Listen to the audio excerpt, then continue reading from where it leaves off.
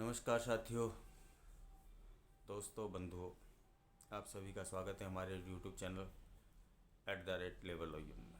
और मैं राकेश कुमार आप सभी का स्वागत करता हूं। साथियों, हमारे कुछ साथियों ने मुझे व्हाट्सएप पर मैसेज किए, कुछ साथियों ने कॉल करी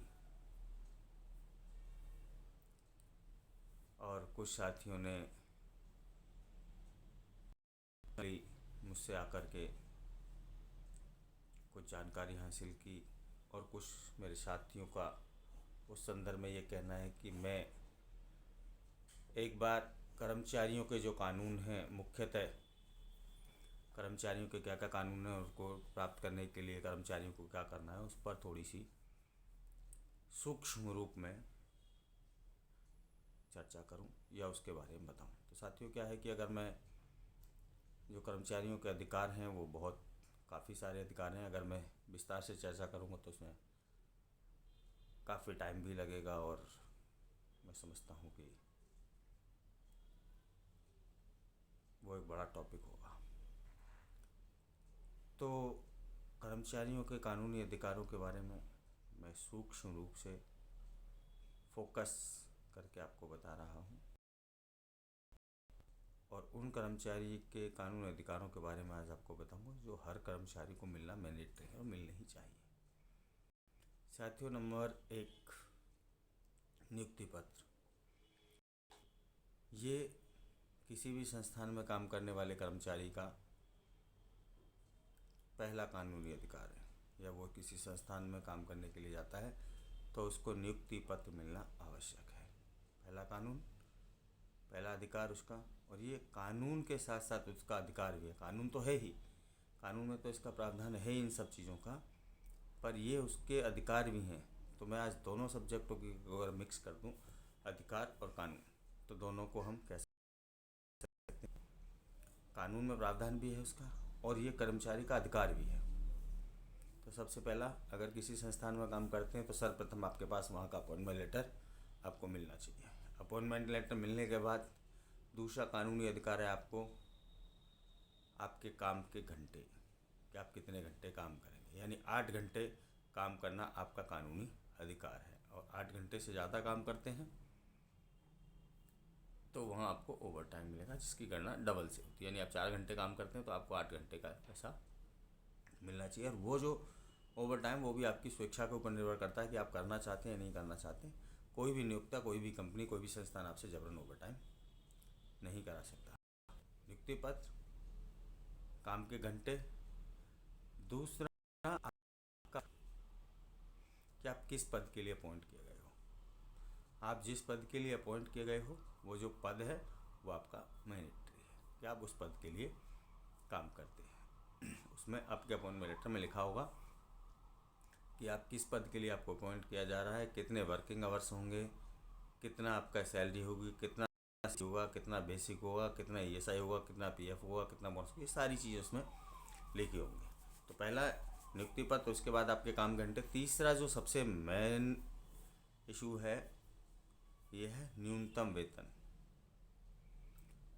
कि आप किसी भी संस्थान में अगर काम करते हैं तो सर्वप्रथम आपको उस स्टेट का आपको न्यूनतम वेतन भी मिलना चाहिए। ये आपका कानूनी अधिकार है। अगर आप स्टेट गवर्नमेंट के अंडर में आते हैं तो वहाँ जो स्टेट गवर्नमेंट का वेजेज है वो मिलना चाहिए। अगर आप सेंटर के लिए काम करते हैं, सेंट्रल गवर्नमेंट के लिए, तो सेंट्रल गवर्नमेंट का जो न्यूनतम वेतन है वो आपको मिलना चाहिए। बट यहाँ पर मैं एक चीज़ आप लोगों के साथ क्लियर कर देता हूँ कि यदि आप स्टेट गवर्नमेंट में, सेंट्रल गवर्नमेंट में काम करते हैं और स्टेट का जो मिनिमम वेज है वो सेंट्रल गवर्नमेंट के वेज से हायर है, तो फिर आपको स्टेट गवर्नमेंट का वेज मिलेगा। यानी जो हायर होगा स्टेट गवर्नमेंट, यदि आप सेंट्रल गवर्नमेंट के लिए काम करते हैं और जो भी वहाँ का वेजेज है वो सेंट्रल गवर्नमेंट का या स्टेट गवर्नमेंट का, जो हायर वेज होता है, यानी जो ज़्यादा होता है, वो आपको मिलता है। तो ये हो गया आपका न्यूनतम वेतन। इसके अलावा बात करते हैं ESIC। साथियों, ESIC भी आपका कानूनी अधिकार भी है और आपका मौलिक अधिकार भी है कि अगर आप किसी कंपनी में 10 या उससे अधिक कर्मचारी काम करते हैं तो आपको ESIC मिलना चाहिए। और ईएसआईसी आपको डे 1 से मिलना चाहिए। ईएसआईसी के क्या फ़ायदे हैं?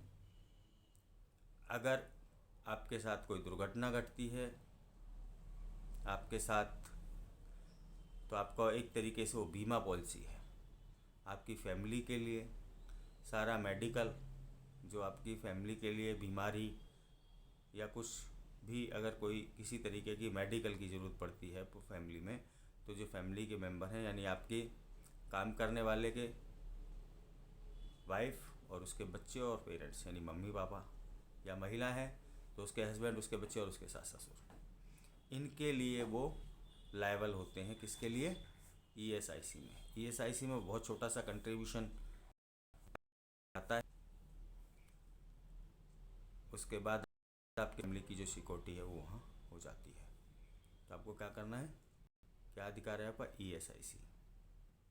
और ईएसआईसी की एक ख़ास बात और आप लोगों को बता दूँ, सो मुझे लग रहा है कि बहुत सारे कम लोगों को मालूम होगी कि यदि आप किसी संस्थान में नौकरी छोड़ देते हैं तो नौकरी छोड़ने के 6 महीने बाद तक भी आपका जो ईएसआई कार्ड है वो चालू रहता है। समझ गए? आज यदि आपने किसी संस्थान से आज नौकरी छोड़ी है और अगले 6 महीने तक अगर आपको जॉब नहीं मिलती है तो वो जो ईएसआई कार्ड है वो आपका चालू रहेगा, रनिंग रहेगा। छोड़ दी या निकाल दिया। तीसरा है पीएफ का अधिकार। अगर आप किसी संस्थान में काम करते हैं तो आपका पीएफ कटना चाहिए, और ये आपका कानून के साथ साथ मौलिक अधिकार भी है, बशर्ते उस संस्थान में 20 से अधिक कर्मचारी काम करते हों। यानी जिस संस्थान पर पीएफ एक्ट लागू होता है वहाँ आपको पीएफ मिलना मैंडेटरी हो जाता है। उसके लिए कुछ शर्तें हैं। शर्त नंबर 1 कि आपकी जो वेजेस है वो 15,000 या उससे कम होनी चाहिए। यानी या तो बेसिक आपकी उससे कम हो, 15,000 तक हो, या आपकी जो टोटल सैलरी वो 15,000। यानी अगर किसी कर्मचारी की सैलरी 25,000 रुपये और उसकी बेसिक 15,000 या उससे कम है तो उसको पीएफ मिलेगा। दूसरा, अगर किसी कर्मचारी ने एक संस्थान में काम किया है और वो पहले से पीएफ का मेंबर है और उसने पीएफ को कभी विड्रॉ नहीं किया है, यानी पीएफ उसने निकाला नहीं है, फुल एंड फाइनल सेटलमेंट नहीं किया है, तो जो पीएफ का अमाउंट उसका वहाँ बचा हुआ है, और अगर मालिक नहीं करता है, जमा नहीं करता है, चाहे उसकी सैलरी कितनी भी हो, चाहे वो 20,000 हो या 50,000 हो या जितनी भी, पर उसको जो अभी पीएफ की जो वेज सीलिंग है 15,000 पे, वहाँ तक उसका पीएफ काटना मैंडेटरी है और उसको पीएफ की सुविधा 15,000 तक मिलनी चाहिए। तो ये हो गया पीएफ का कानून अधिकार। इसके बाद आपका क्षतिपूर्ति, सोशल सिक्योरिटी, सामाजिक सुरक्षा, हेल्थ एंड सेफ्टी, कि आप जहाँ काम कर रहे हैं वहाँ पर आपके बैठने की व्यवस्था या काम करने की व्यवस्था, या खड़े होकर के काम करते हैं तो खड़े होने की व्यवस्था, उत्तम लाइट की व्यवस्था होनी चाहिए, पीने के स्वच्छ पानी की व्यवस्था होनी चाहिए। अगर कोई हैजार्ड इंडस्ट्री है तो सेफ्टी नॉर्म्स होने चाहिए, क्या क्या सेफ्टी है। आग लगने या कोई हादसा होने की स्थिति में वहाँ से निकलने के समुचित प्रबंध होने चाहिए। जहाँ आप काम करते हैं, जिस एरिया में काम करते हैं, वहाँ के फर्श की स्थिति कहती है वो कितना सिरिल फ्री है। क्या ऐसा तो नहीं कि अगर आप उस पर चलते हैं, कुछ काम करके निकलते हैं तो वहाँ से आप फिसल जाएं, गिर जाएं, ऐसी भी नहीं होनी चाहिए। फिर आपके और भी अधिकार हैं कि आपको नौकरी छोड़ने का, आजकल एक प्रैक्टिस में आ रहा है कि आप नौकरी को छोड़ नहीं सकते। नौकरी छोड़ नहीं सकते मतलब आप बाउंड्री लेबर हैं कि आप नौकरी नहीं छोड़ सकते, आप अपनी मर्ज़ी से नौकरी छोड़ेंगे, अपनी मर्ज़ी से नौकरी नहीं से जा नहीं सकते हैं। तो ऐसा नहीं है। अगर आप चाहें तो जो आपके अपॉइंटमेंट लेटर की टर्म्स एंड कंडीशन के अनुसार आप अपनी नौकरी छोड़ सकते हैं, रिज़ाइन देना चाहें दे सकते हैं। पर अभी क्या हो रहा है कि आपसे रिज़ाइन नहीं लिया जाता, पर वो लोग जब चाहते हैं तब आपको निकाल करके हायर एंड फायर की नीति अपना करके आपको निकाल दिया जाता है। तो साथियों, ये बहुत सारे छोटे छोटे कानूनी अधिकार हैं जो हर कर्मचारी के हैं। कानूनी अधिकार के साथ साथ ये आपके राइट्स वर्कमैन यानी कर्मचारियों के अधिकार हैं जो आप सभी को मिलने चाहिए।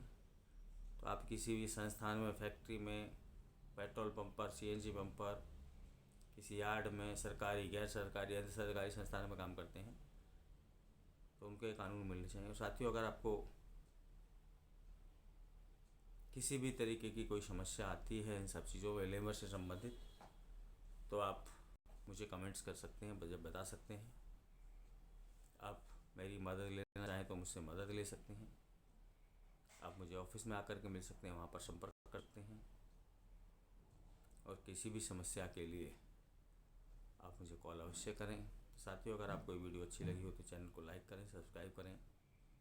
वीडियो को लाइक करें, चैनल को सब्सक्राइब करें और बेल आइकन अवश्य दबाएं। और हमें कमेंट करके अवश्य बताइएगा कि वीडियो कैसी लगी, ताकि हम अगली वीडियो आपके बीच में जल्दी से बेशक हैं। तब तक के लिए धन्यवाद, नमस्कार, जय हिंद।